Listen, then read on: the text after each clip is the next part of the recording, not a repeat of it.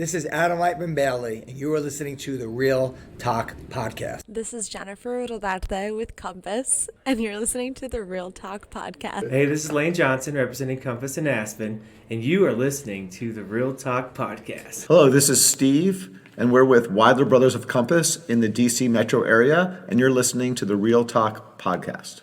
This is Naomi Klein representing the Compass office in Beverly Hills, and you're listening to the Real Takk Podcast. What up, everybody? This is Chef Jack Harris of the Talk Team Podcast. This is Jade with the Jessica Northrup team from Denver, Colorado, and you are listening to the Real Takk Podcast.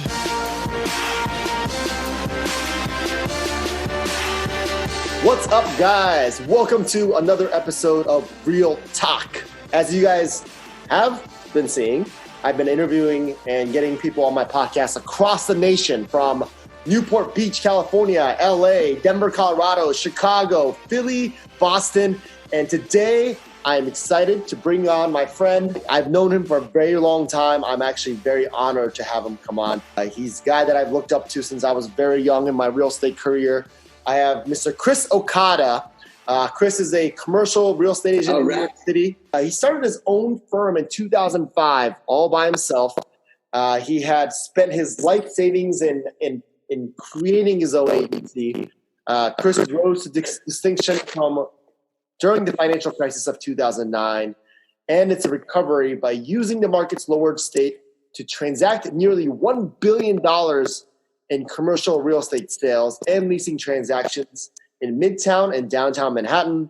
In 2011, Chris founded the Okada Acquisition Company to begin acquiring prime office, retail, and multifamily properties in the Midtown and Midtown South submarkets of Manhattan.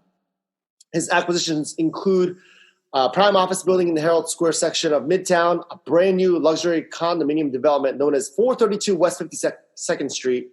Our dear friend Scott Sobel is a resident there. And a few other office and retail properties like 894 Avenue of Americas, 148 West 24th Street, and the retail at 135 West 52nd Street. You can follow Chris at Chris Okada. That's Chris, Okada, on Facebook, Twitter, and Instagram, where he is most active. He's got a very interesting Instagram account, which features a lot of real estate memes, motivational videos, best business practices, all of it. He's also on LinkedIn at Christopher Okada. So, Chris, thanks for coming on, and welcome. Thank you. What an intro! Do you give everyone this intro? That's quite a feat there. I do a little research. Okay, great. You know, it's especially when my guests agree, and everybody's busy. You're a busy man. You own your own company. You have your own brokers. You have your own retail properties and real estate properties you have to look after. So I know you're busy, so I do a little bit of research. So, Chris, before we jump in, sure. I always found your family to be very unique, and this becomes a little personal, but unique and aligned with my family, where you may know and have seen that real estate or Japanese business people that immigrated to the United States in the 80s and 90s, they're usually almost always temporary, meaning they like their culture back home. Japan in the 80s and 90s was a very booming market. It was a very stable market, and Japanese people love safety, just by cultural nature. Yes. So while I grew up with a lot of families from Japan that moved to the United States, whether they worked for the banks, World Bank, United Nations, newspapers, or maybe even the diplomatic consulates, they always tend to want to go back after 3, 4, 5 years. Sure. They don't stay.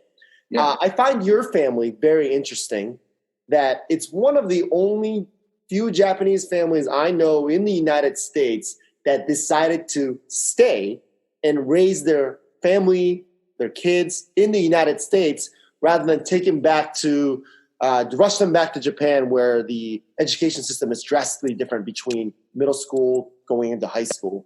So, sure. I want to ask you a little bit about that first. What made your family want to stay and raise you in the United States as opposed to going to? I love this story, and I love the background of that and our shared heritage.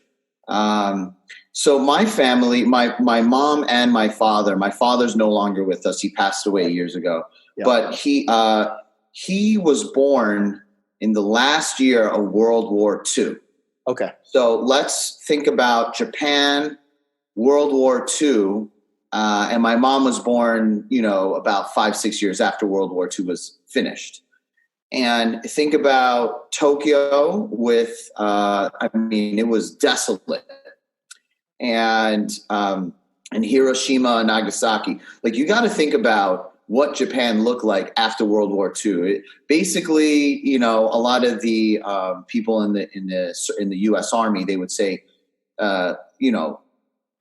Japan. Someone lit a match, put kerosene all over Japan, and just lit it on fire. That's what that was Japan in the 40s and in the 50s.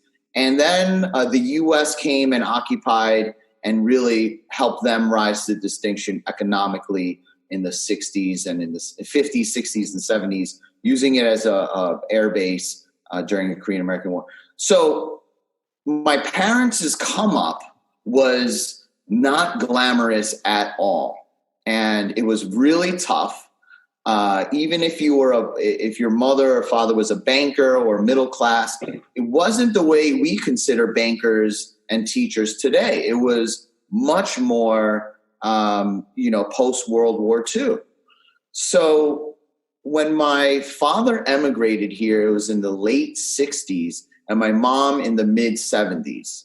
So where they were growing up, it was just a lot tougher. In the 80s and the 90s, it was a go-go years for the Japanese, right? But they experienced the go-go years of the Japanese market in New York City. So they, emerged from a really tough post-World War II scenario, and they were born into that. And so for their experience, the go-go years was actually in New York City in America. Right. And there was no globalization in the 70s. Nope. There was no internet. I think maybe there was no fax machine. I'm not sure. Everything was, everything was mail, and maybe there was a fax machine, but I'm not sure. There was no technology, and each country was capsulated by itself. So I think that them seeing that, instead of them being born maybe in the 70s or, and having 30 years past World War II versus the last year and 5 years after World War II, where, food was tough, basic needs, you got to rebuild, everyone is sad, we lost the World War, not we, Japan lost the World War, and that's a very different psychology. So I think when they came here, it was still the land of the opportunity. Right. It was the land of the free.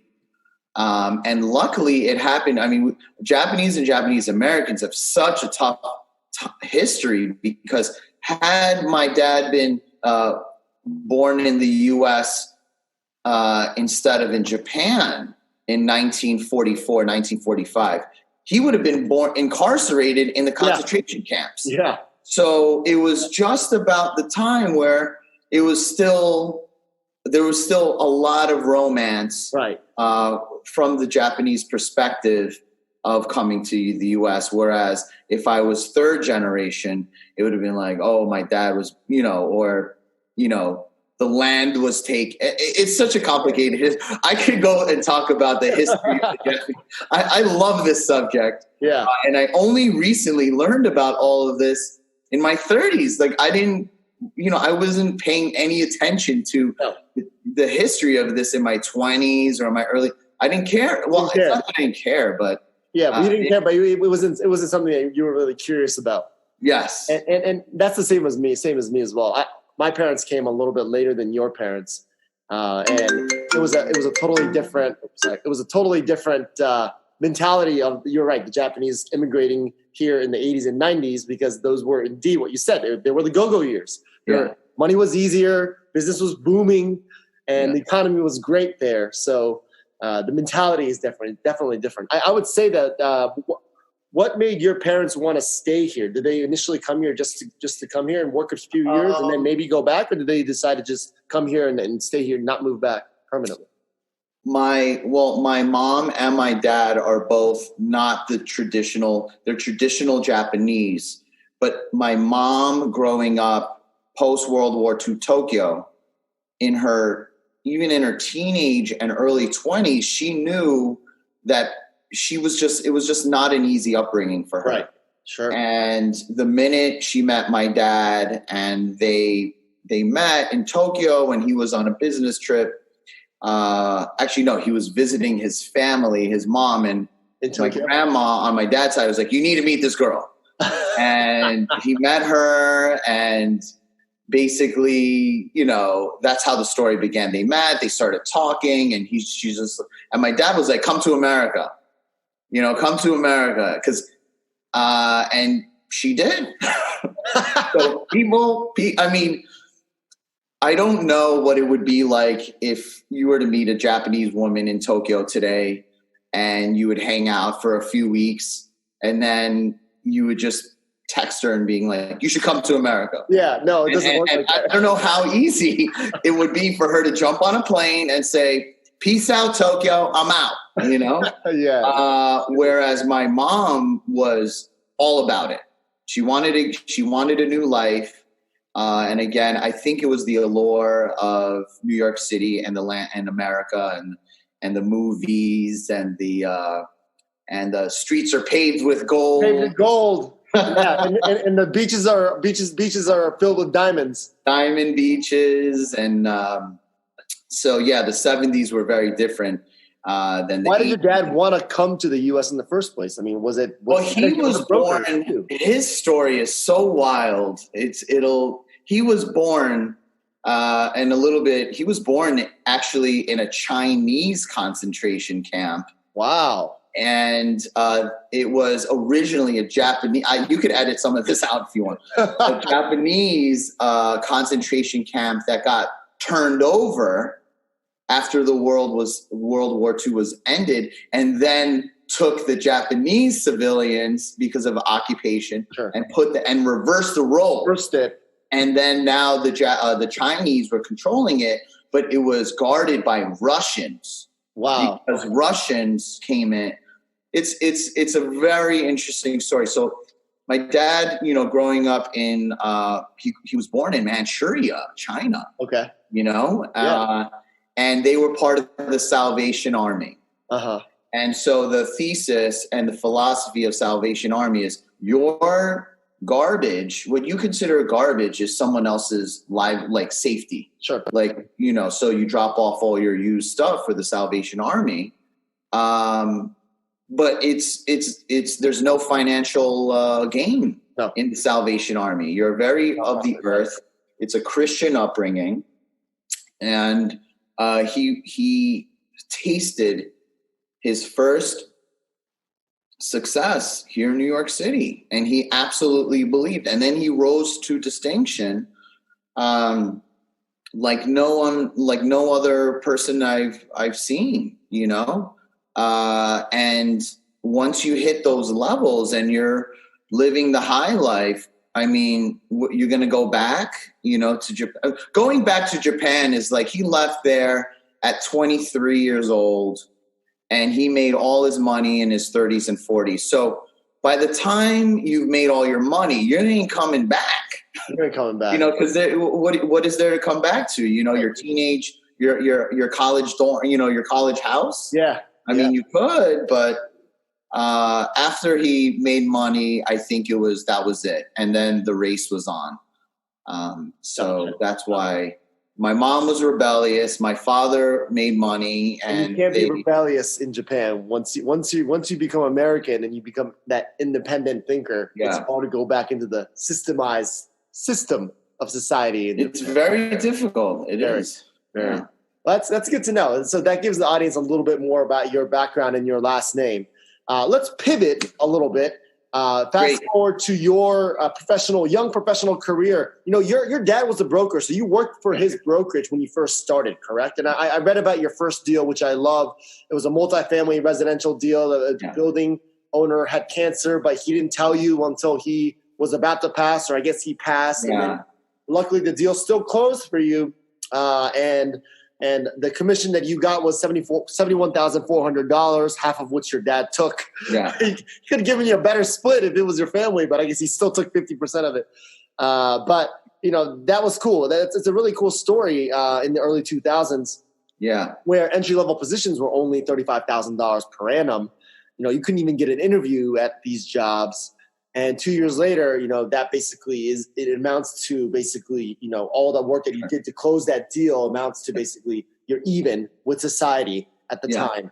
So that's a really interesting fact about, your very first deal. What made you get into real estate and what was it like, in those early years? Sure. For you? So for your viewers and for my viewers that are watching this, that are younger, when you go to college, you graduate with a degree. I graduated with finance. Yeah. Unfortunately, just like now with this whole black swan economy, you can never. By the way, you never could have seen this coming. No. Economists, you could say that, we expected it, but no way did we know it would be this way. Okay. I entered shortly in 2002 the job market. Right. New York City was still recovering from 9/11. Which was basically Q3 of 2001. So 6 months after, I started looking for jobs 2-3 months after 9/11. No one's hiring, right? No one's hiring. I wanted to get into banking. But so I would tell my family this. And I graduated in May. I still, from January to May, 5 months of submitting resumes, making calls, trying the best that I can, going to career development center at school. No one still I couldn't get an interview. Right. And the response was, I'm so sorry.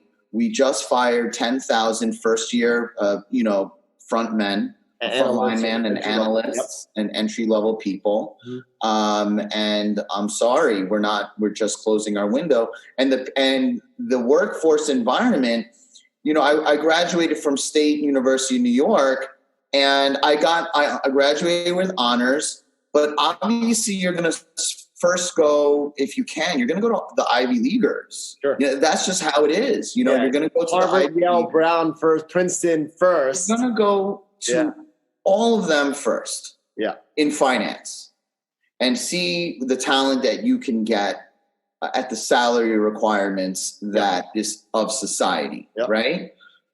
State University of New York, I love it, but where does that fit in? And unfortunately, it did matter back then. It may not matter now. And so my dad was just like, get your real estate license and come work. And actually, my first deal was a small office lease. That's 1,000 square feet. It was like, I don't know, 1,500 square foot office lease. I think I made like $5,000, and my dad gave me, the split was like, he took 60% because it was easy. And I'm like, Dad, you can't give me half. And he's like, I gave you the lead, I was like, all right. And so, but I was very, very grateful. And it's really about that mentorship that was really important. But I had no choice. Yeah. I had no choice. Yeah. No one was hiring. And I didn't want to go back to the retail job that I had during college, which was like working at the Gap, working at the frame shop, working at, I didn't want to do that. Right. There's nothing wrong with that. But I just felt like I spent 4 years for this degree and I should try to get some kind of professional job.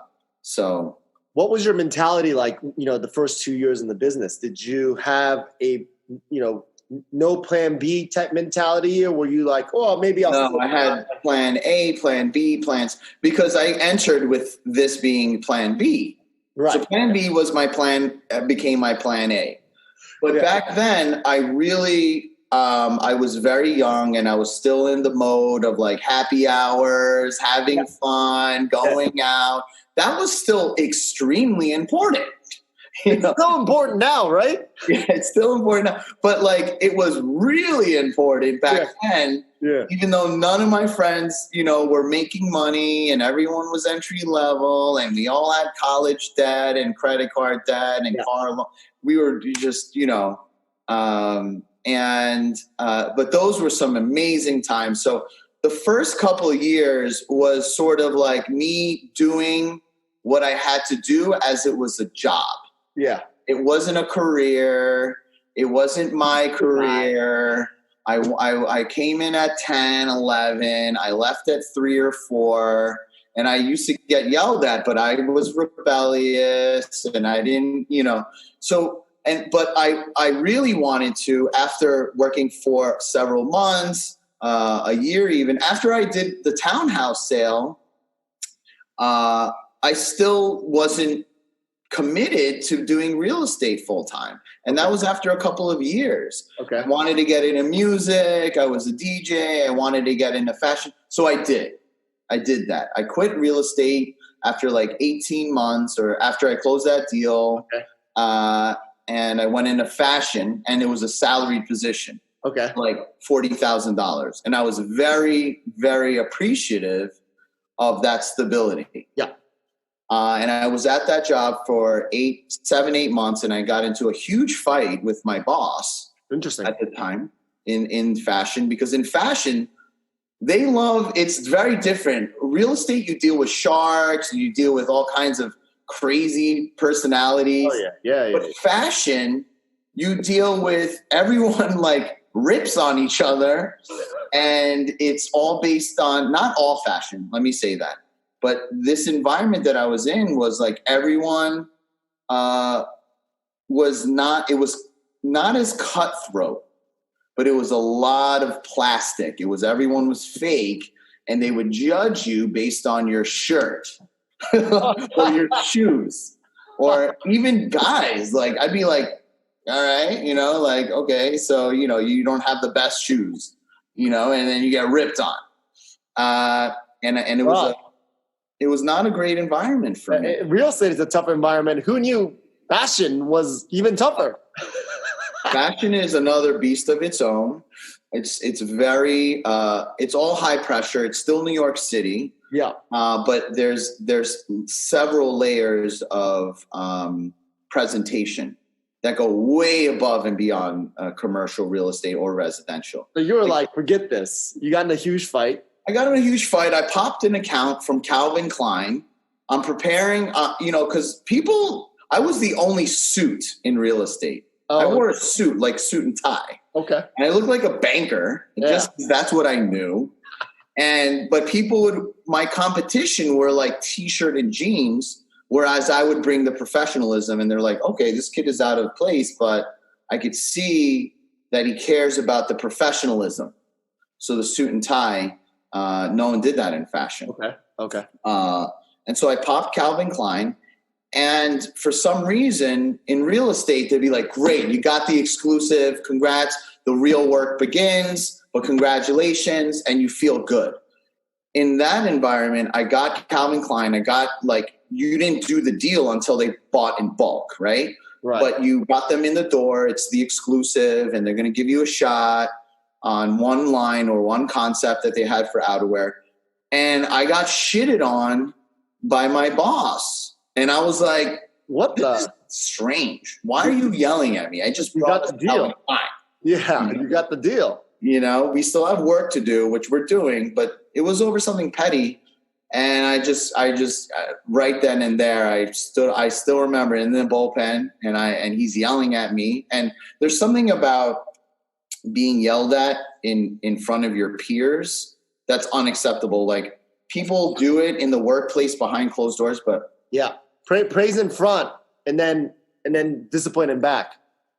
Yeah, absolutely. And don't embarrass your guys. Don't embarrass your junior associates. There's no need for that. Put them aside. And, at times, when the pressure is high, you may do that. But he did that in front of everyone. Yeah, that sucks. And I immediately stood up and was like, don't you dare, I quit. in front of everyone. And I felt the gasp because it was a Japanese fashion company. Oh, yeah. Yeah, it was a Japanese fashion company. So everyone was like, I still remember everyone, you felt the gasp.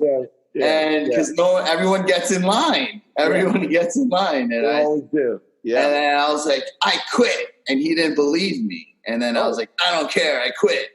And I stormed out of there. Keep your pay. Keep the client. Interesting. And then that was it. I went back every time. My father and real estate it was always there for me as a fallback.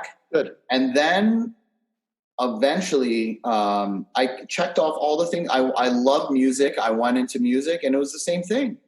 I love the people. The culture was so chill, but people weren't living the life financially that I really wanted to.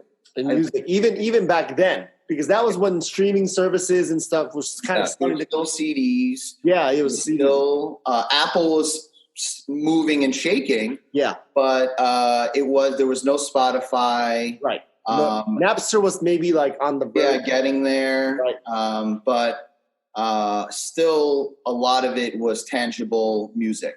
Right. And I loved it, and it was an incredible experience. I got to meet some great people in jazz, people in hip hop. Cool.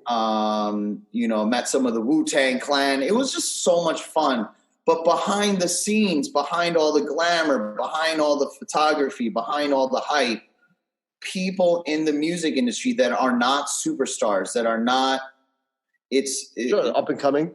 Yeah, the gap of the haves and have-nots is like unlike anything I've seen. Okay. And I love these people, and they're there because they're passionate about music. But unfortunately, no one was getting what I felt. And they were in their 40s and 50s, and they love what they do. And that's when I was like, all right, my time here is also done. Time is up. And that's when I went full head. What year was that? Was that around 2008 when you went? I was like 04. 04, okay. So that was when the market was still pretty good. Yeah. It was on the rise, and I guess it peaked around 2007. So I guess this kind of pivots into our next topic. Yeah. You really kind of made your mark in the industry when you sold during the downturn. Yeah. During the depression, right? So 2008. Yeah.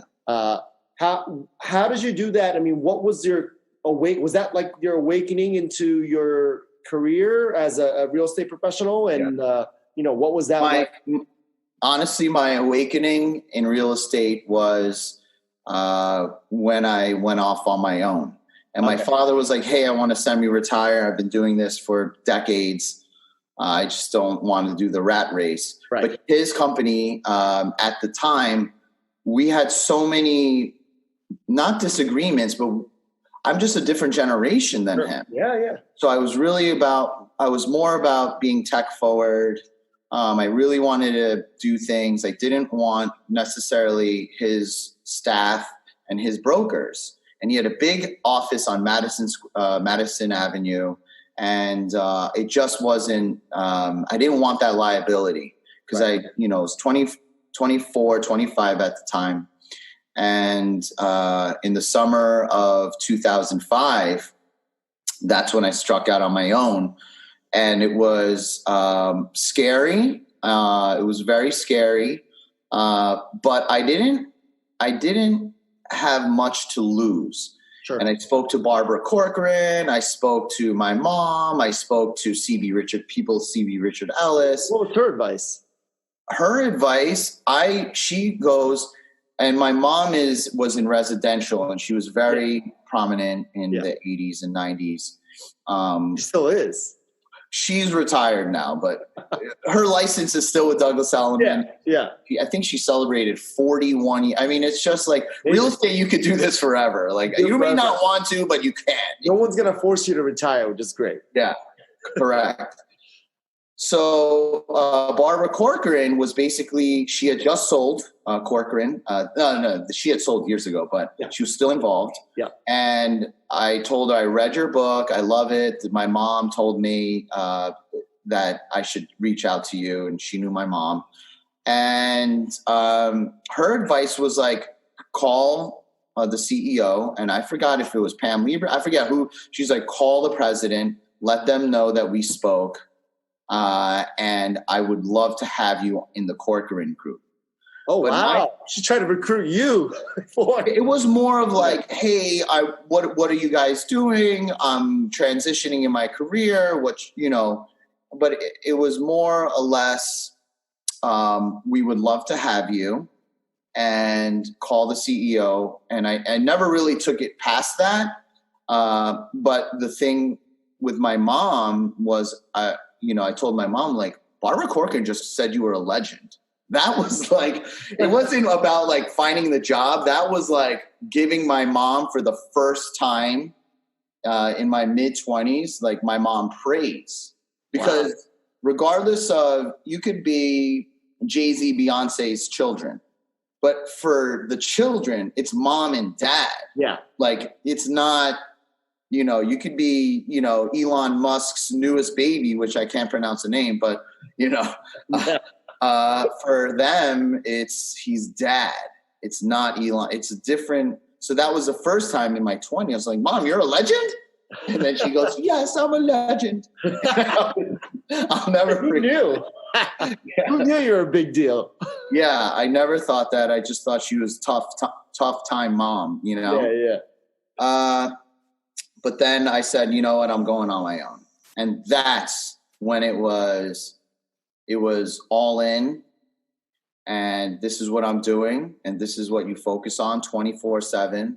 No more coming in at 11, no more. Once you put the gun to your head, and I only had 6 months of runway of money. Right. I did get an office myself. It was cheap. It was like $2,500 a month. I was living at home still. Okay. So it was a very different time. How many square feet was that office?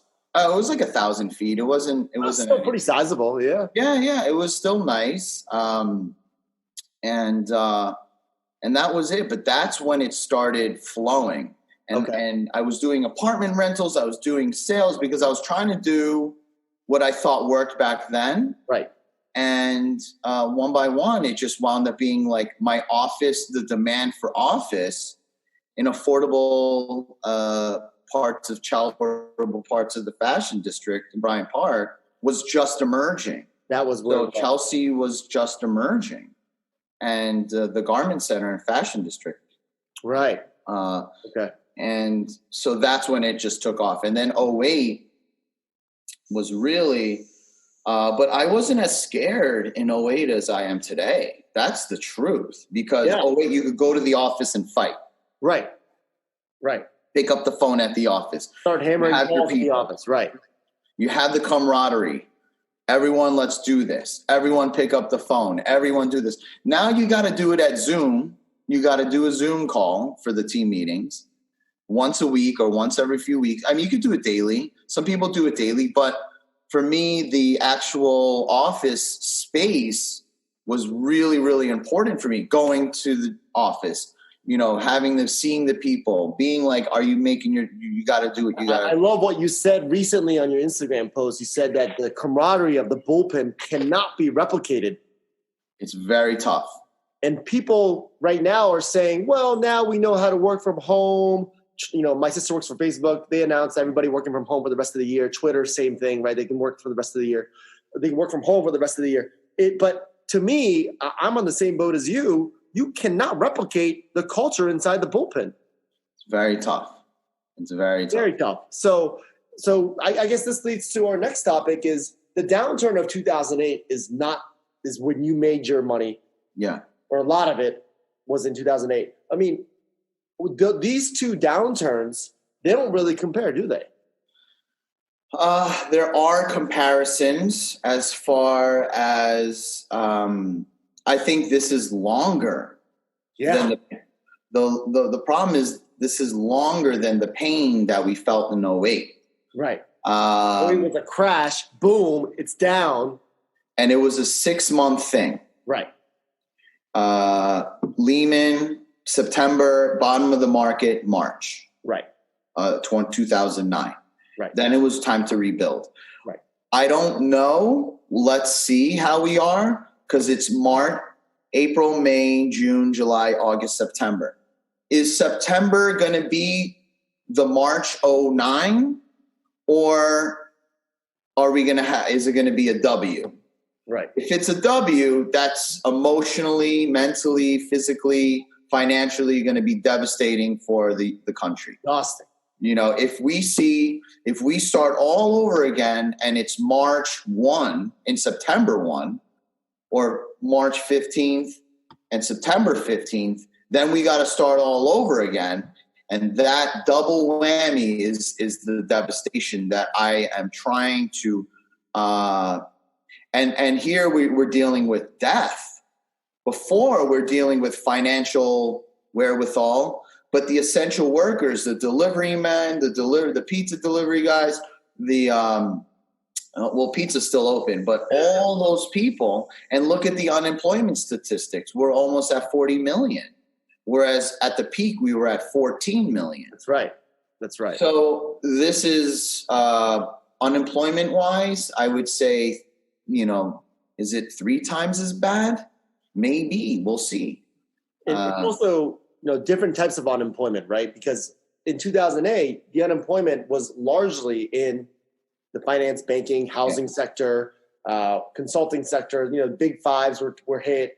Merrill Lynch went down. It's just a lot of different, Barclay Capitals went down, just different types of human capital, as opposed to this downturn is, a lot of it is retail, restaurant related, food services related, entertainment, hospitality related.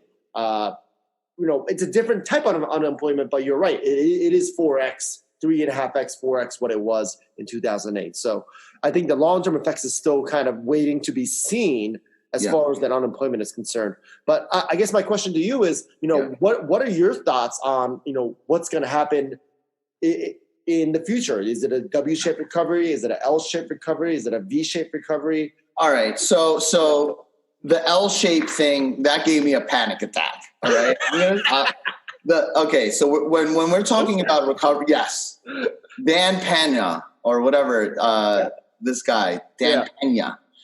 And he goes, that's it. Whatever money you have, it's gone.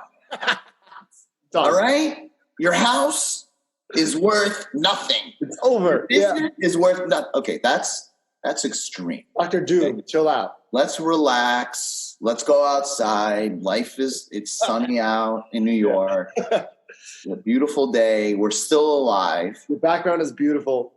Yeah. Look at New York City. Nothing has changed except there's no people here. Look at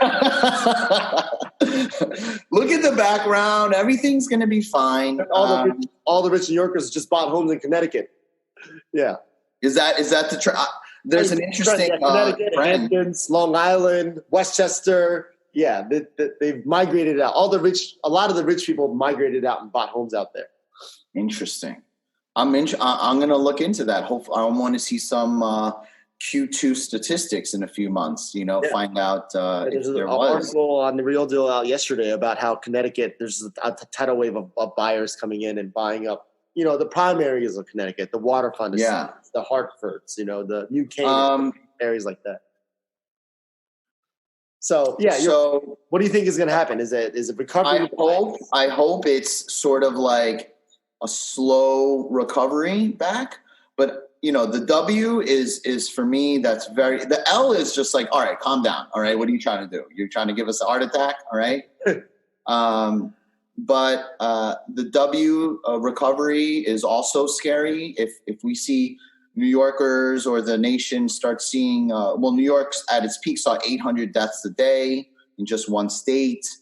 If that goes back, now we're under 100, and there's an emotional quotient that's 1-in-1 correlated with the economy of grieving, sadness. I hope that doesn't happen. Yeah. Right. So I don't know about a V-shaped recovery. People are saying that. I think that maybe it's a V-shape, but I think it's going to take longer than the stock market is attributing to us today. Like, It'll be a very wide V shape is what you're saying. yeah, I hope so. Yeah. A wide, and as far as real estate is concerned, I think for a lot of our followers, there's still business being done. A friend of mine just got an exclusive. It's obviously in the smaller, like if you can get an exclusive for $500,000, there's no ego anymore. A $500,000 exclusive, a $5,000 rental exclusive, $4,000. You gotta pay the bills. Whatever you can get. That Whatever mentality. you can get. Yeah. Okay, so that's the first and foremost. Some people will say, no, this is the middle and the large. I don't think the middle and large markets, as far as the over in commercial, Sure. the over $10 million to the $100 million, there's not a lot of movement going on. Yeah. Okay. There's not a lot of sales going on in the 10 to $100 million range, or the $100 million to the $1 billion. There's nothing going on. Everyone is just chilling out, holding. But the under $5 million market, there's business happening. And in residential, you bet your ass you get a $300,000 exclusive.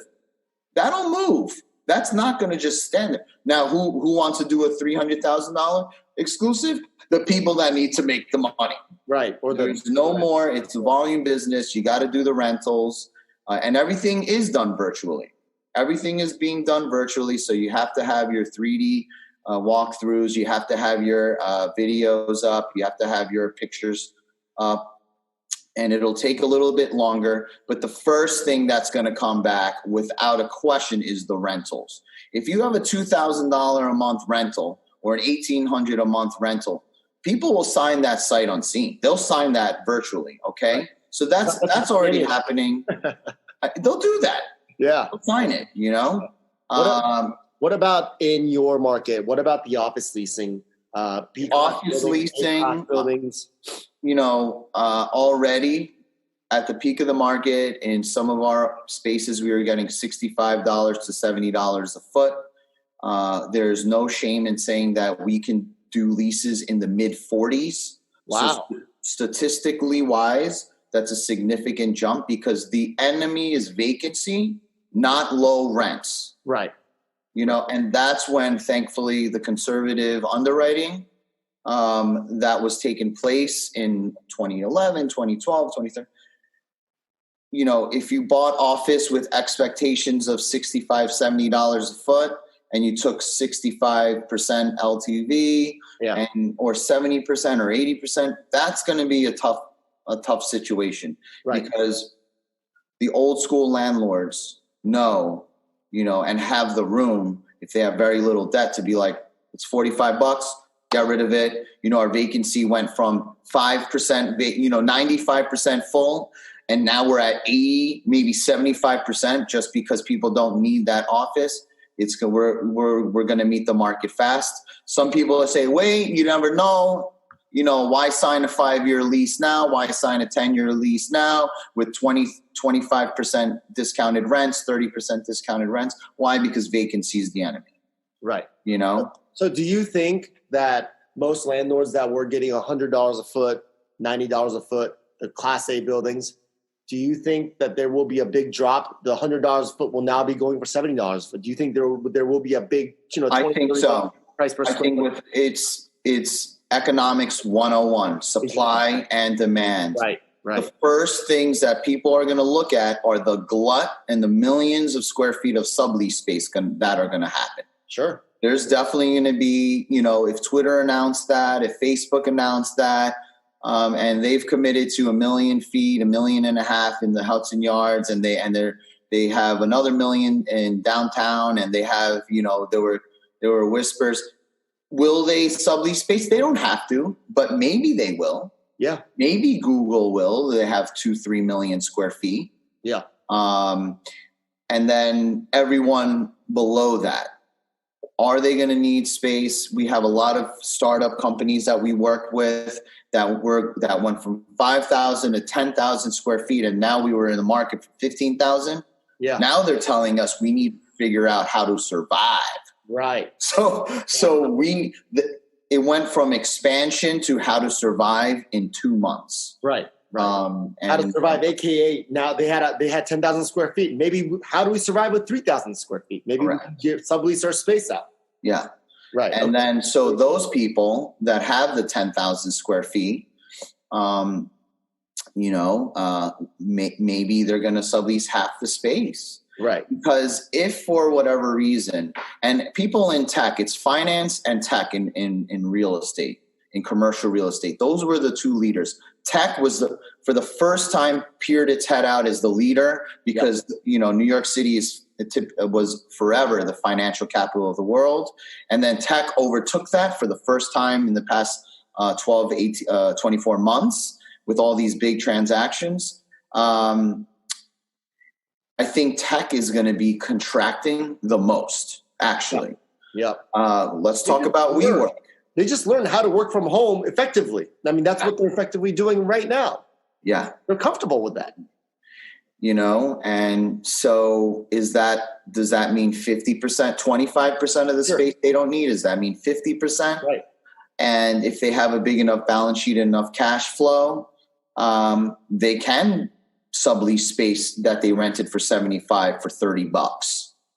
You know what I mean? Yeah. And so now the landlord who needs $70 is competing with $35 a foot. It's going to be tough. Yeah. That's tough. So we saw the same thing in 2009. And now I had deja vu this morning where I was just like, holy shit, in Avenue American, Morgan Stanley had 20,000 square feet. I'll never forget this. And there were 2 people occupying 20,000 square feet. 2 people. Guess what? It's the same today. Oh my goodness. They don't need, you can have a WeWork on 29th Street at 100,000 square feet. 100,000 square feet. Guaranteed. And you saw the article, they were once a $47 billion behemoth and now $2.5 billion. Unreal. In 100,000 square feet, there's probably 20 people or 50 people. Unreal. It's crazy. Yeah. So crazy to think about. And how fast are all these tech startups able to, how quickly will tech go? And JP Morgan Chase, I have a lot of friends that work at JP Morgan. They're hanging out until September, October, November. Same as Facebook 2020 for office, going back to the actual physical office is still up in the air. It's definitely not the summer. Yeah. So then what does that do to demand? Right. Yeah. The trends are definitely a little startling, and especially if you're a building owner that's a little over leveraged, that could be a problem. But a lot of New York City buildings, a lot of the top ones are legacy owned, or they've been owned forever, or they've been underwritten relatively conservatively. So the buildings will likely not go down, but the rents will probably go down, and the beneficiaries out of this will probably be the companies that have money that is open to take more space, and they could probably capture a little bit lower in terms of the price per square foot basis. It's good. Yeah. Going to be a lot of small and medium sized companies. Yeah. And then for on the sales front for you, I mean, you own retail, you manage, you invest in other office space. Sure. What are you seeing on the retail front? Oh my God, retail, Lord help us. Okay. This is the hardest, toughest question.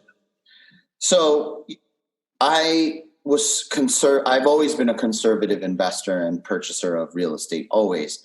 Our threshold was always 15 to 20% below market. Yeah. Okay.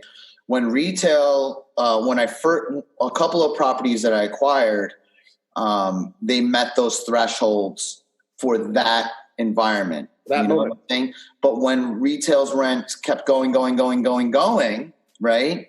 And you still have a conservative threshold, and then retail rents plummet, you could have been as conservative as you wanted in the peak and not have done any business, which now it's sort of like, well, maybe, cash in the bank, versus growth Yeah. 5 years ago, may have been better. But if I didn't buy then that asset class, then I would have bought something else. And then you just never know how it. But retail is going through a cleansing, and it started 2 years ago. This just pushed everyone over. Any weak business models, any weak, it just exacerbated that significantly. Macy's today is warned that they're going to take a $1.1 billion loss, but Macy's was hurting forever. They were hurting for the last 8 years. Since the last downturn. J.C. Penney is, Chapter 11. They've been hurting for a while. So it's sort of just like fan the flames. Online shopping is doing better. Amazon is all-time high. So interestingly enough, in 2008 and in 2020, McDonald's, Popeyes, Chick-fil-A, Taco Bell. I mean, people laugh, but Taco Bell, the drive-thrus are packed. There's a line. Yeah. It's insane. It's great. So that sort of really refined business model, they now have to pay Grubhub for delivery. Sure. But that core business of you rather own a Subway franchise, and now I don't know about Subways in general, but it's better to own a Subways than a steakhouse. Right. And that has been proven time and time again. And now I got to think about it. I got, so from now on, we got to make sure that we have McDonald's, not, white tablecloth. Right. No more brand name restaurants or sit down dinner type places. But something that's a little bit more scalable during the coronavirus environment. So it's a good time to look at the businesses that the dollar stores are doing well. The coin laundromats are doing well. Oh yeah. But mostly the retail shopping, going to Ralph Lauren, which I love, going into, Zara, going into anything on Broadway and Soho. I mean, you walk down in Broadway, Soho in January and February, it was still a ghost town. Now I can't imagine. I feel bad. I mean, I feel terrible for think about the J. Crews that just declared bankruptcy. Oh, the J. Crew, yeah. How much square footage on Fifth Avenue do they have? In Broadway, how much square footage do they have? Same with Uniqlo. How much square footage do they have on 56th Street? At 666 Fifth Avenue or, in Soho. I mean, Uniqlo has so much space. I mean, it's a terrible, terrible place to be in right now. I know you're busy. I don't want to take up all of your time here. Sure. Last question. Yeah. What are your 3 most pressing issues facing New Yorkers in life and work today? Okay, first and foremost, today, 2020, we're rounding out May, and we're going to head into the holiday weekend. First things first is health and mental health and health. Yes. Right? Definitely. This has exacerbated the financial weakening, but also anyone that had emotional problems or mental issues, this is completely pushing them towards the edge. And so that in general, you got to do things to keep your health, physical health, and your mental health as best as possible, and really take care of yourself in those 2 aspects. Are you saying that because this will end? Right. So if you don't do well being isolated, but you don't have a choice, let's say you are elderly in your 60s, 70s, 80s, you can't go out, but you got to figure out a way to keep engaged. Sure. You have to figure out a way to try to speak to family. If you can't, then you got to speak to, governmental agencies that are here to help. You have to try your best to be as physically and mentally fit as possible that's first and foremost, because without your health, without being able to go for a walk and being like, you know what, everything is fine. I'm still alive. The trees are beautiful. It's springtime here in New York. Go for a walk, chill out, go for a bike ride, go for a run. Everything's going to be fine. That's first and foremost. Everything's going to be fine. The trees are alive. The animals are here, But the health is definitely your first luxury and your last luxury. First and last. That's right. And I've been eating so much takeout. I'm Oh my God, I gotta go for a health is ordering all this takeout. Oh my God, all the Grubhub and Seamless. It's ridiculous.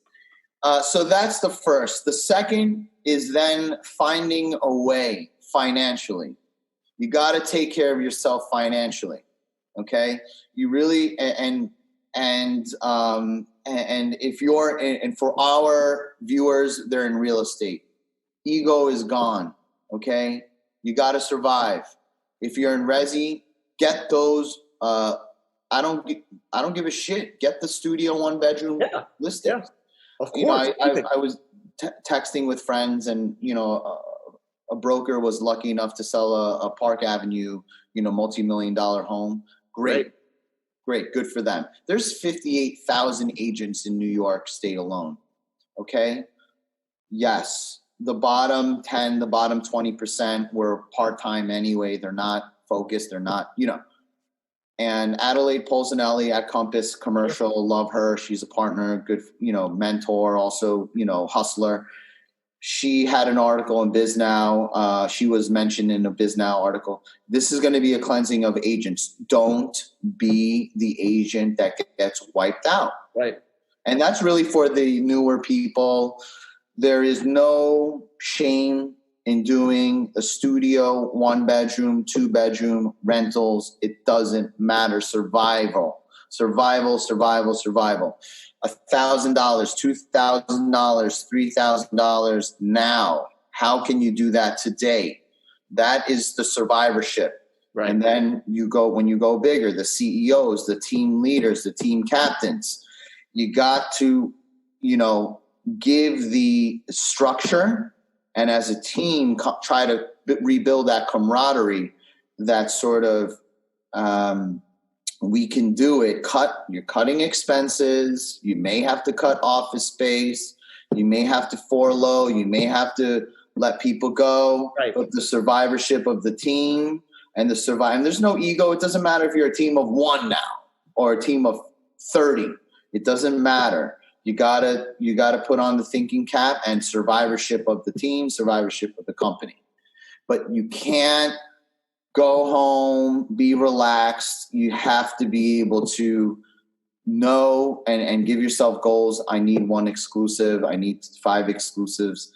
And there are landlords that need your help. There are people that need your help. Help them. Switch the model and then express that. And then the third is more or less about keeping your spirits up. Sure. That's it.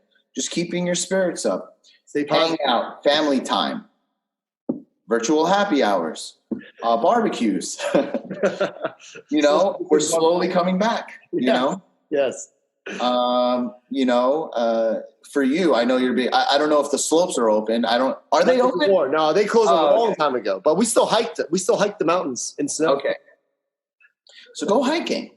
Yeah. Go figure it out. I have friends that are like, hey, we got, we're going to go to the Jersey Shore. I'm like, is that did we all can everyone get a COVID test? Did that open? Did it, I know the beach is open, but did it open in Jersey? I guess the boardwalk is open. Parts of it, yeah. So they're like, hey, let's do it. And so this isn't, I'm trading Paris trips and Italy trips for the Jersey Shore. We can't do it. No ego. No more ego. I don't give a damn, Yeah, who cares? Who cares? And so then doing those kinds of things, keep the social aspect alive. Don't let and just do what you got to do to keep your spirits up. Yeah. Organized Netflix group watch, Yeah, something. virtual happy hours. A friend of mine just got her master's in Columbia and has to pump herself up because there's no, commencement ceremony. Right. but she got her master's in an Ivy League. So you gotta take, but you gotta pump yourself up. You gotta celebrate. And if you do those things, then everything's gonna be all right. Everything's gonna be okay. But you take care of yourself, and then everything will be fine. But don't, the small business will lead to the big business. Yeah. So those are three really good points you just mentioned there. Obviously health is your first and last luxury. Your finances are very important. It's your business. Run it. Be humble. And again, the third is have fun. And obviously COVID sucks, but you got to keep your mental, your psychology, and your mental energy up. Have fun. Yeah, those are really good 3 points.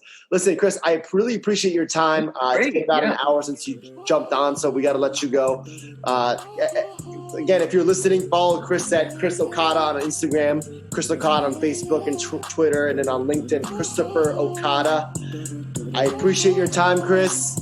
Thank you, and I can't wait to see you in person. And I can't wait to have some beers. Yeah, we'll do that over there by Compasses. I'll love to have you over again. We'll have some scotch, some whiskey. Let's do it. Around the office, hang out again, and hopefully, we can get back to doing that sooner rather than later. Eventually. Yeah. So, thank you for listening to the Real Talk. Thank Chris. you. Thank you for coming on.